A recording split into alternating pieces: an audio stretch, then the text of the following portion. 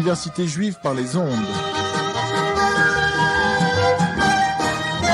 Une émission proposée par la Fondation Séfarade 92 et la Fédération Séfaradie de France.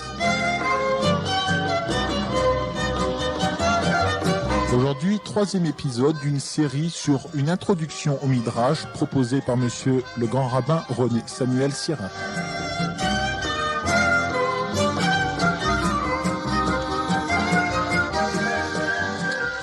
Bonsoir monsieur le grand rabbin. Bonsoir. Merci d'être pour ce troisième lundi l'invité de l'université juive par les ondes.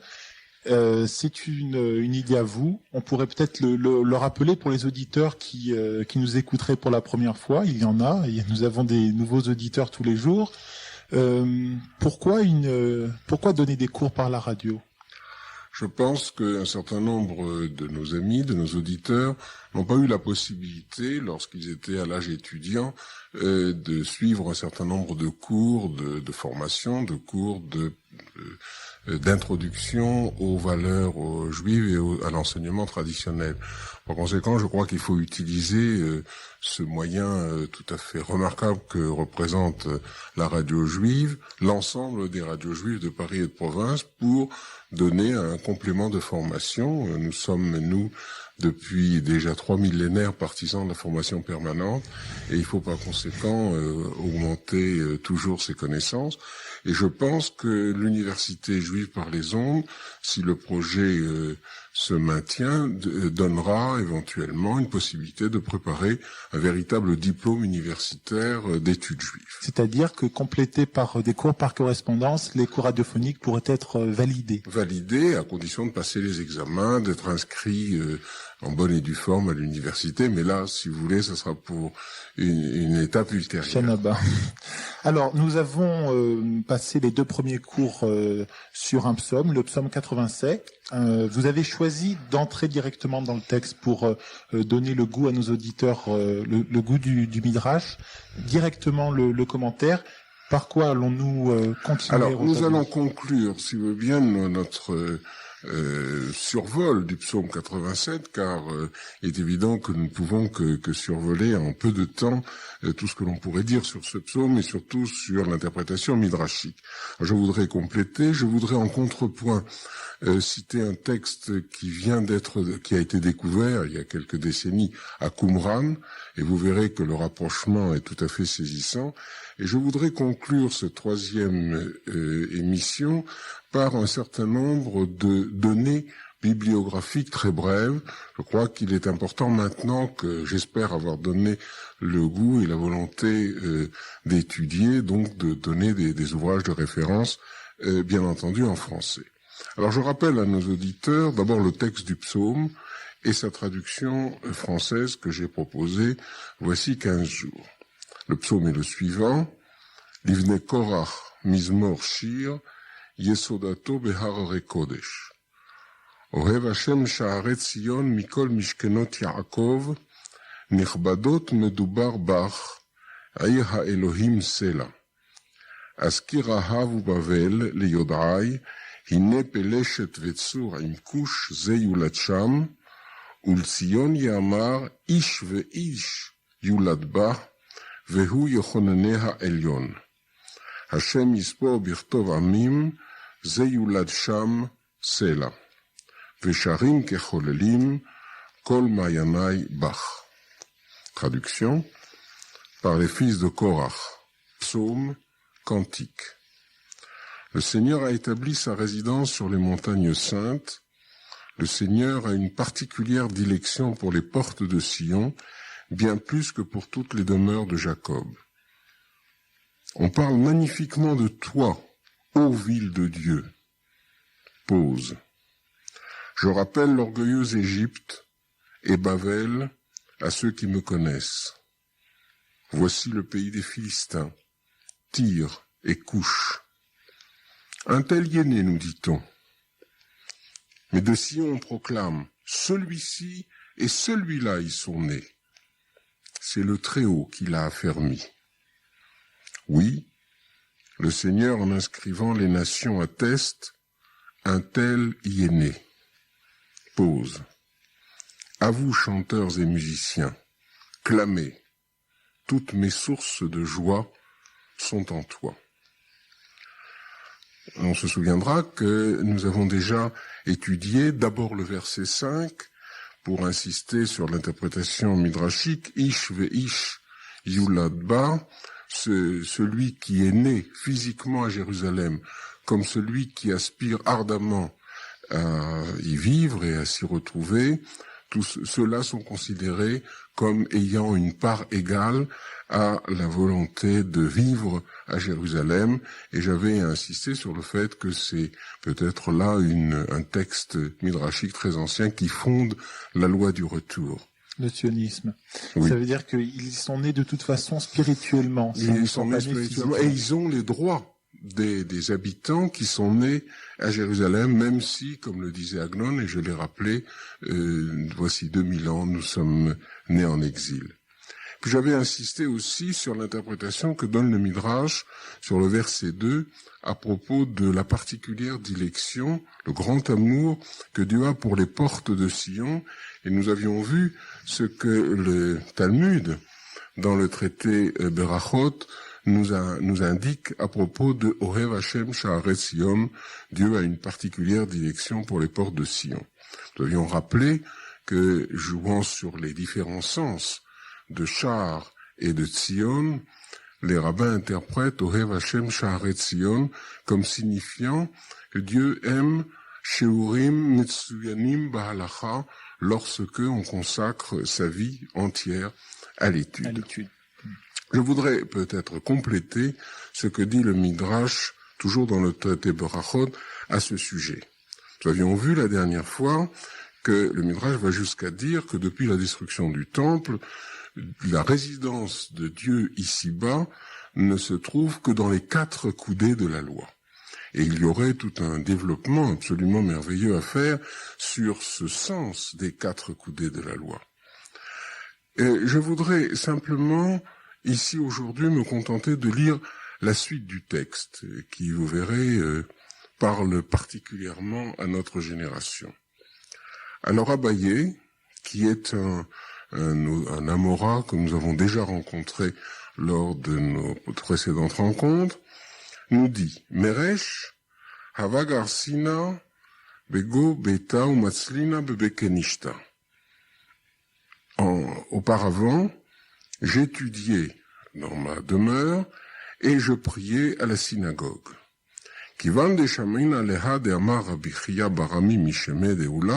Lorsque j'ai entendu cet enseignement de Rabbi Chia Barami au nom de Oula, c'est donc des rabbins qui sont de la génération qui précède Abaye, Miyom Shachara Bet Amikdash En Lo Leakadosh Bohu Beolamo Ela Arba Amot Shel Halacha Bilvad, c'est le même enseignement qui est rappelé par Abaye depuis la destruction du sanctuaire.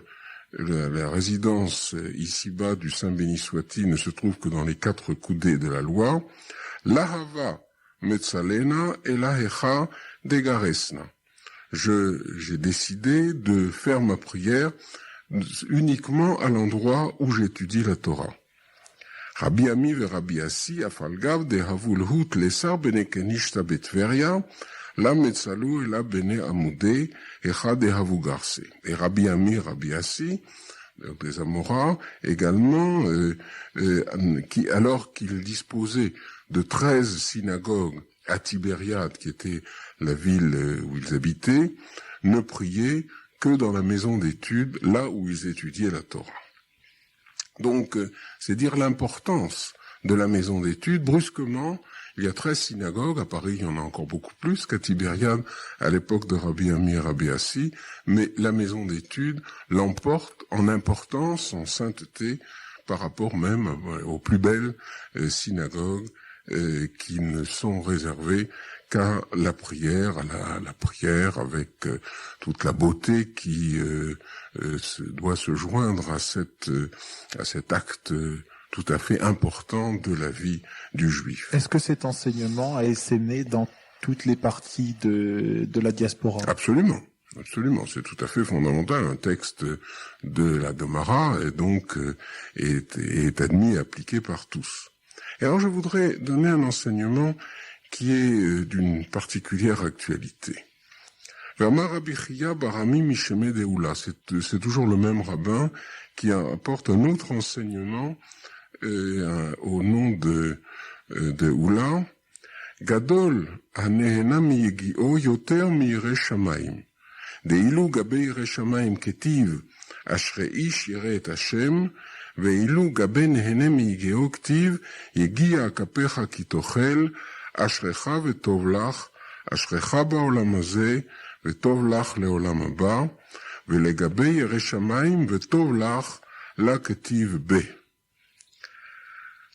Alors, Rabbi Chia Barami nous enseigne ceci, que celui qui jouit du produit de son travail, qui par conséquent vit dignement et qui se nourrit et nourrit sa famille, subvient à ses besoins par le fruit de son travail, a une importance plus grande que celui qui craint Dieu et qui consacre tout son temps à l'étude, mais qui par conséquent en est réduit à obtenir l'aide de la communauté, des responsables de la tzedaka, pour pouvoir survivre ainsi que sa famille. Ouais, il néglige ses responsabilités familiales. Ses responsabilités matérielles directes vis-à-vis de lui-même et surtout vis-à-vis de sa famille.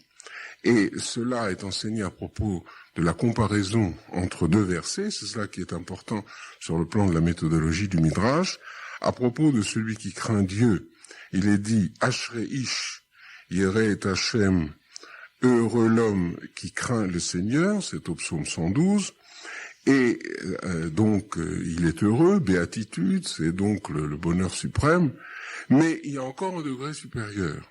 À propos de celui qui jouit du résultat de son travail, « Yegia kapecha ki tochel, ashrecha vetov lach » Si tu jouis du fruit de ton labeur, alors tu es heureux et tu es dans le bonheur. Il y a donc là redondance, puisque tu es heureux et tu es dans le bonheur, ça peut signifier la même chose. C'est au psaume 128 au verset 2. Et alors voici l'interprétation midrashique. Ashrecha ba'olam hazeh, tu es heureux ici-bas. Vetov lach, et tu es également dans le bonheur dans le monde futur. Tandis que celui qui craint Dieu, Vetov lach la ketiv be. Alors, tandis que la seconde partie du verset n'est pas dite à propos de celui qui craint Dieu. C'est-à-dire que il est important de permettre à des étudiants qui sont zélés, qui sont surdoués, comme nous disons aujourd'hui, qui ont la possibilité de devenir des grands maîtres en Israël, et surtout nous qui sommes une génération orpheline après la Shoah, où la Shoah a détruit non seulement le tiers du peuple juif, mais encore un grand nombre de maîtres en Israël, aussi bien en Pologne, en Lituanie, en Grèce, dans les Balkans. Eh bien, je pense que il faut par conséquent former ceux qui seront les maîtres en Israël aujourd'hui et surtout demain. Mais la règle générale veut qu'il est important pour chacun de vivre du fruit de son travail, et par conséquent, il est important que ceux qui étudient la Torah veillent aussi à subvenir à leurs propres besoins, puisque c'est effectivement le bonheur suprême tel que l'enseigne ici la Gemara. Finalement, et je voudrais enchaîner, pardon. Ce n'est pas un seul homme qui étudie la Torah, mais c'est l'homme et aussi dans son environnement, sa famille. Il doit consacrer du temps à l'étude de la Torah, mais il doit aussi consacrer du temps au bien-être de sa famille, à subvenir à leurs besoins, être effectivement dans une situation qui est celle d'un honnête homme dans le judaïsme. Et il est important que cette valeur soit magnifiée, c'est-à-dire que on insiste sur suffisance des besoins nécessaires pour quelqu'un qui étudie la Torah. Je crois que c'est tout à fait important, et je voudrais aussi enchaîner sur la plaie la plus terrible que connaît le monde occidental aujourd'hui, c'est ce drame du chômage. Alors, il ne suffit pas de voir des statistiques, il ne suffit pas de parler de manière abstraite de ce drame du chômage. Il est important de se rendre compte pour que quelqu'un qui n'a pas la possibilité de subvenir dignement à ses propres besoins et à ceux de sa famille, et qui en est réduit à attendre l'aide, soit des pouvoirs publics, soit de la communauté, soit de ses proches, soit de quiconque, eh bien, est humilié au plus profond de l'âme. Et lorsque Maïmonide indique les règles qui régissent la manière de faire la tzedaka, d'agir selon la justice. Et il y a quelques semaines, nous avons parlé de la semaine de la tzedaka. La meilleure façon, la plus belle, la plus digne, la plus noble, celle que Maïmonide met en premier degré par rapport aux 8 degrés de la tzedaka, c'est de permettre à quelqu'un d'avoir un emploi et de pouvoir subvenir lui-même à ses propres besoins. Y a-t-il actualité plus grande que de rappeler cet enseignement de Maïmonide? Et cet enseignement de Maïmonide est basé lui-même sur le texte du Midrash que je viens ici d'expliciter. Je crois qu'il était important de voir combien les textes bibliques sont actualisés par les rabbins du Talmud pour leur propre époque, mais combien ils ont laissé d'ouverture pour que nous-mêmes, des siècles et près de 2 millénaires après, nous puissions effectivement en tirer une leçon qui vaut pour nous ici aujourd'hui. Et pour conclure ce cours sur le psaume 87, je voudrais lire le passage d'un psaume qui était inconnu jusqu'en 1947 et qui faisait partie de la bibliothèque des Esséniens que l'on a découvert à Qumran parmi les manuscrits de la mer Morte. Il a été édité par Sanders dans le rouleau des psaumes de la mer Morte. Alors il y a des psaumes qui sont les psaumes que nous connaissons et que nous récitons chaque jour, mais il y a aussi un psaume qui est intitulé par l'éditeur Apostrophe à Sion. Alors je voudrais en lire quelques versets en hébreu, il est de toute beauté, et je voudrais en donner la traduction à l'intention de nos auditeurs. Vous voyez que le texte du Midrash, eh bien c'est aussi un Midrash essénien que nous rappelons maintenant à la vie après 2000 ans qu'il avait totalement disparu de la connaissance du peuple juif. Askirech levrachat Sion, bechol m'odi ani ahavtich.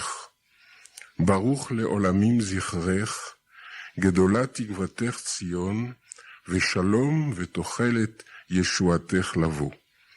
Et la fin du texte est un psaume alphabétique. Chaque verset commence par une lettre de l'alphabet. Rumi verachavit Tzion, shifri elyon poder, tismach nafshi bichvoder. Voici la traduction. Je rappelle ton souvenir en bénédiction, Sion. Je t'aime d'un amour infini. Que ton souvenir soit béni à jamais. Grande est ton espérance, Sion. Grande sera ta paix, et grand sera l'espoir de ta délivrance à venir. En toi, des générations et des générations viendront installer leur demeure. Ish ve-ish yuladba. Des générations d'hommes pieux constitueront ta gloire, eux qui attendent avec tant d'impatience le jour de ton salut et se réjouissent de ta gloire infinie. Ils jouiront de l'abondance de ta gloire et traverseront d'un pas léger les avenues de ta splendeur. Tu te souviendras de l'amour de tes prophètes et tu porteras en diadème les œuvres des hommes pieux. Purifie-toi. Chasse la violence de ton sein, que le mensonge et l'iniquité soient bannis à jamais loin de toi. Tes enfants exultent en ta présence et tes amis se joignent à ton bonheur. Ils ont tant espéré le salut, et ceux qui étaient justes et purs parmi eux ont si longtemps porté le deuil par amour pour toi. Mais ton espérance ne disparaîtra jamais, Sion, et la source de ton espoir ne sera jamais tarie. Qui donc a péri dans sa justice? Qui donc a pu se soustraire aux graves conséquences de ses actes impies? Car l'homme est jugé selon ses voies, et il est récompensé selon ses œuvres. Vois, tout autour de toi, tes ennemis disparaissent. Ils sont dispersés au loin, ceux qui te haïssent. Ta gloire est délicieuse à chanter, ô Sion. Tu es la félicité de toute la terre. Je rappelle ton souvenir en bénédiction sans me lasser. De tout mon cœur, j'appelle sur toi les félicités et le bonheur. Car tu t'élèveras au sommet ultime de la justice et tu recevras les bénédictions des grands de la terre. Accueille favorablement cette vision de celui qui t'invoque sans cesse dans son chant d'amour. Agrée les rêves des prophètes, élève-toi et étends-toi à l'infini, ô Sion, entonne des cantiques d'action de grâce en l'honneur de ton Rédempteur, et que mon âme jouisse pleinement de la joie de ta gloire infinie. C'est magnifique. Voilà un poème qui, chaque fois que je le relis, et je le relis très souvent, et m'émeut toujours autant que la première fois lorsque j'ai eu la joie de l'étudier, et voici des décennies, à Jérusalem, lorsqu'il venait d'être publié. Alors je voudrais consacrer les quelques minutes qui nous restent à donner un certain nombre de renseignements d'ordre bibliographique.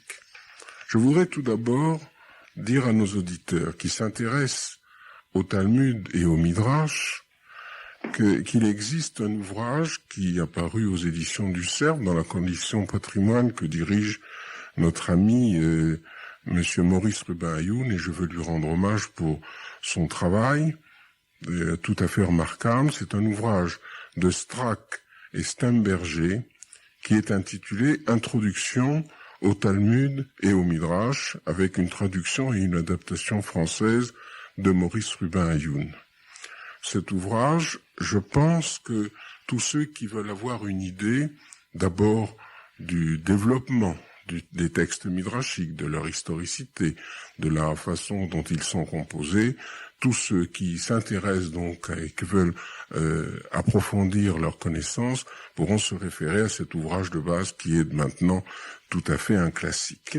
Quelle connaissance faut-il pour aborder cet ouvrage? Oh, simplement les connaissances d'un honnête homme, c'est quelqu'un qui s'intéresse et qui veut étudier effectivement, donc voir comment est composée la littérature talmudique et la littérature midrashique. À partir de quel âge est-ce qu'on peut s'intéresser au Talmud?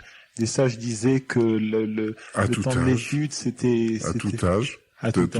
Les enfants dans nos communautés, aussi bien chez les Sfaradim que chez les Ashkenazim, aussi bien dans l'Est de l'Europe comme dans le Maghreb, étudier le Talmud à partir de l'âge de 7, 8, 9 ans. Mais il faut commencer d'abord par l'étude de la Torah, par l'étude du commentaire de Rashi. C'est par là que tout le monde commence. Il y a une mode bizarre ces temps-ci où chacun voudrait commencer par l'étude de la Kabbale. C'est comme quelqu'un qui voudrait faire de la géométrie non euclidienne et qui n'apprendrait pas les règles d'abord de l'arithmétique élémentaire.